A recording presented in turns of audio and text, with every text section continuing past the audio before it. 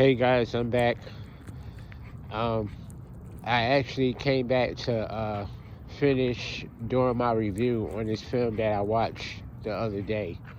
Um, I didn't get a chance to finish it last time I started to speak about it because I already talked about it. I'm not going to get back in. I'm not going to even get into it.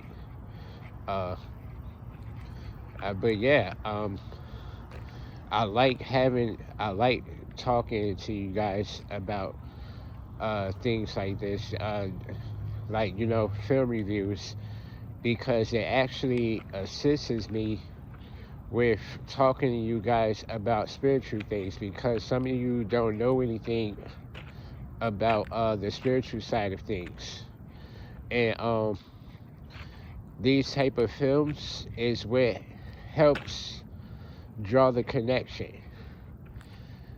And I explain it in a way to where it can make sense to you if you don't understand these type of things, especially things that are centered around witchcraft, because there are too many people who think that that stuff is fake, but it isn't. There's nothing fake about it. Like I told you before, I know there were witches there. I have family members that are witches. Like I said before, man, I'm not gonna get into that either. But I know from experience. I've never practiced it myself, but I know people who do. And they're doing it for a reason. It must be real because they never stop doing it. Anyway, uh, the film that I was talking about is called Hellraiser Bloodline. Uh, this film is terrifying. Like I said before, in my opinion, in the Hellraiser franchise, this one right here has got to be the most terrifying one out of all of them. Not because like it's a bunch of jump scares and the scenes, nothing like that. What's terrifying is how realistic it is. Like I already had a discussion with you guys before about these people who practice the dark arts. Like I already explained to you guys, these people they either they either conjure the dead or they summon demons. Necromancy, dark magic.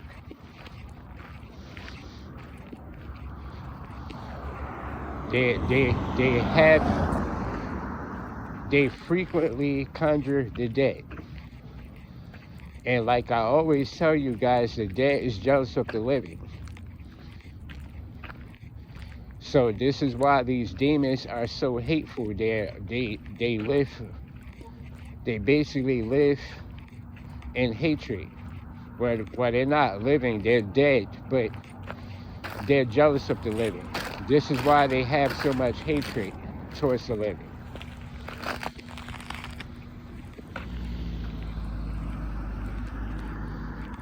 The living has free will, man.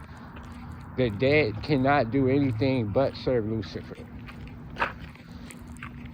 They have to serve Lucifer in order to gain favor in hell, unfortunately.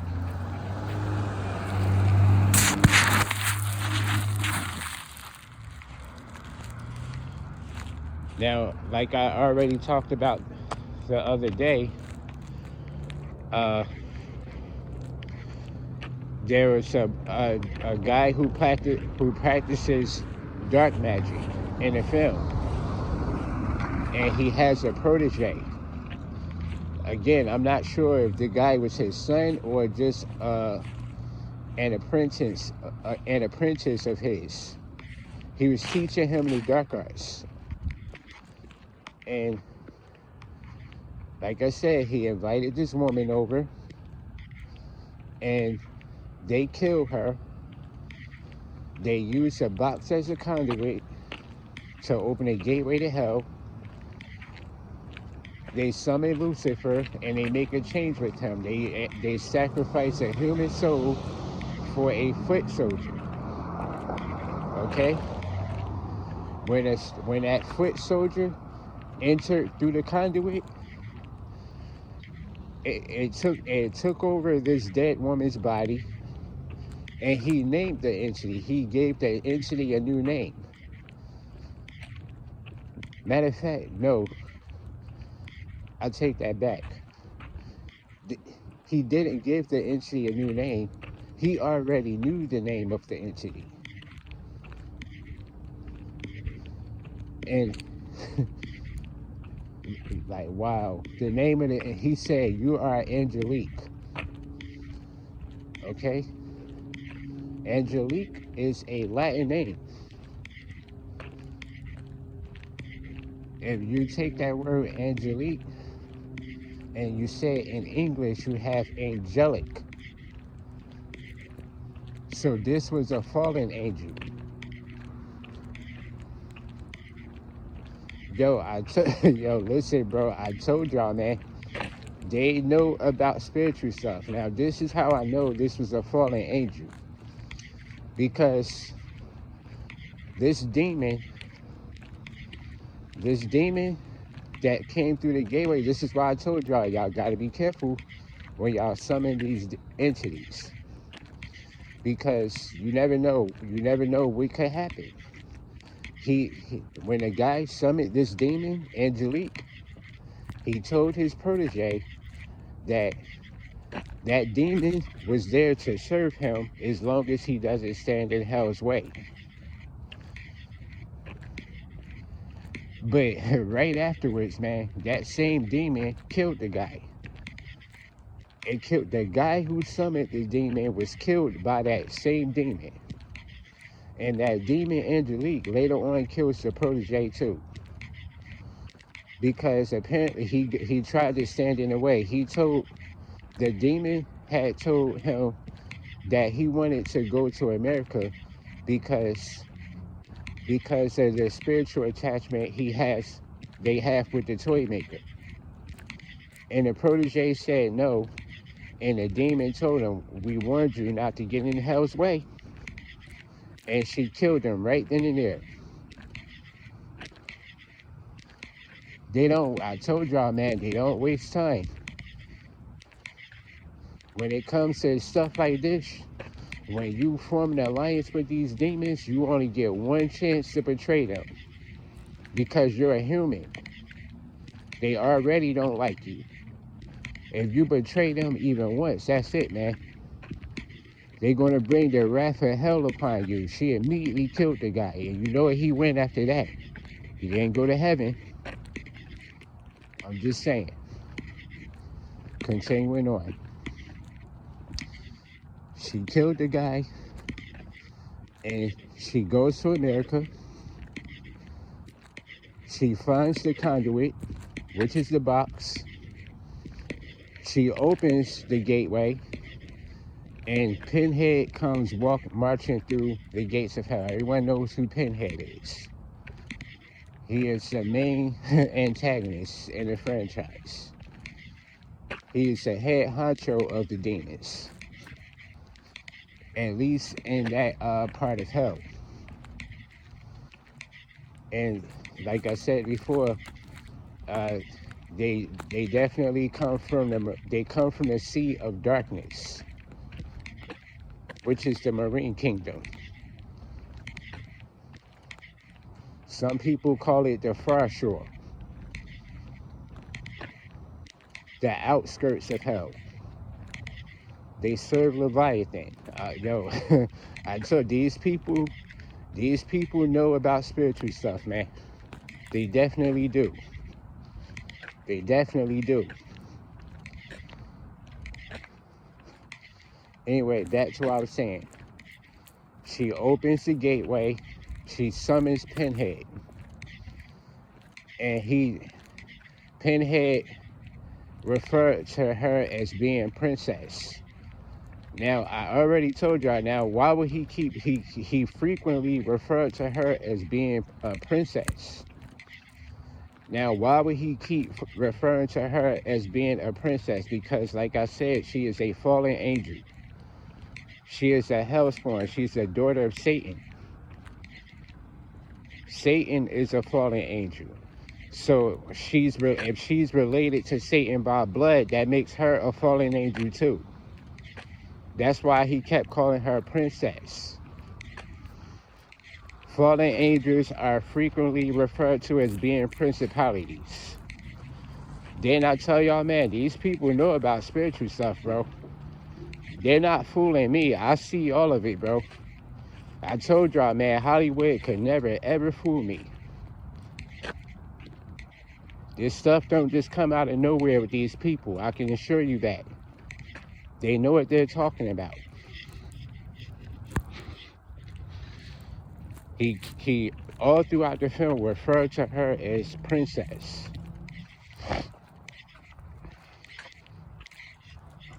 Right? He continuously referred to her as being princess. And he told her since she left that hell has more order now from the last time she saw it. So it's safe to assume that hell was a place of chaos at first. And things, Satan and his principalities, they brought order to the place. Bringing order out of chaos. Bro, didn't I tell y'all that these people know about spiritual stuff? These type of phrases that you hear when you hear someone say bringing order out of chaos, that's something that was created by Freemasons. Those type of phrases are created by Freemasons, bro. That come from the occult. I always tell y'all this, man. These little catchphrases that they come up with, bro. It sounds real clever, bro, but it's tied to spiritual stuff. It's usually tied to spiritual things. I always tell y'all that. That was the first thing he said to her. He said, "This hell has more order now since you've been gone."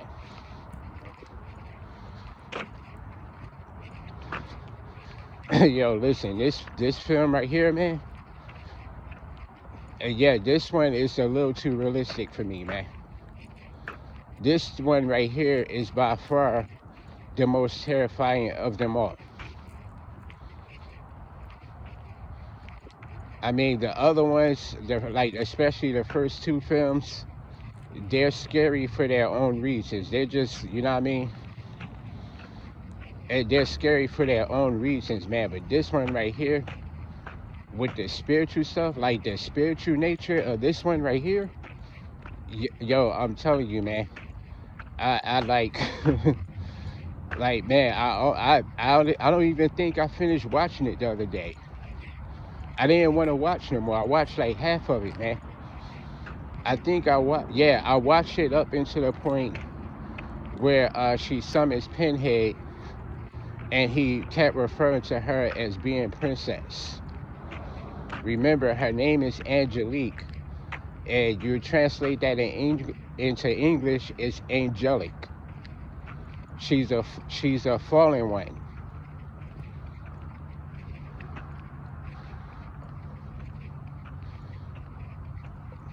So that guy who summoned her in the beginning of the film, he knew who she was, but he mistook her rank for her being a foot soldier. But she's much higher up. Like I told y'all, man, hell has ranks and status the same way the military does. Okay? The fallen angels are the cream of the crop. They are the elites of hell. Then you got the rhyming cast. You got princes. I mean, I don't know all the names of them, man. I don't study that stuff like that, man. I know a little bit. I'm okay when it comes to I'm alright. I don't know all that much about that place because I don't really care, man. But they have classes, just like the human race does.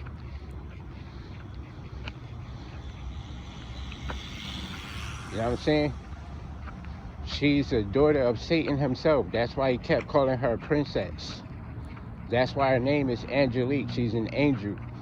She's a dark angel.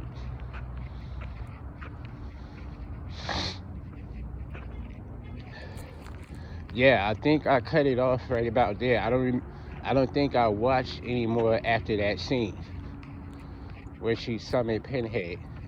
I might go back and circle around, watch it again. I gotta work up the courage to watch that film because it's too terrifying for me.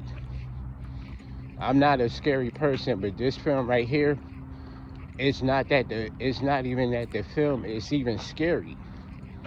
It's just scary how realistic it is.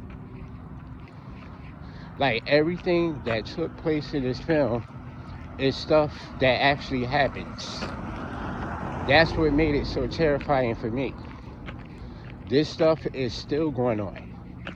These magicians are still doing things like this, man. They're opening rifts. They're conjuring up entities that they ain't got no business conjuring up. And like I always tell y'all, when you do stuff like that, you have to be careful because you never know what could happen. You never know. That guy didn't know that demon was going to kill him. That was the first thing she did. Right after he summoned her, she killed him. And yeah, she did serve the protege the same way that the guy said she would, but she had an ulterior motive. He didn't know what her ulterior motive was. By the time he figured out what it was already too late. She killed the guy. She sacrificed him to hell the same way he sacrificed that woman to hell.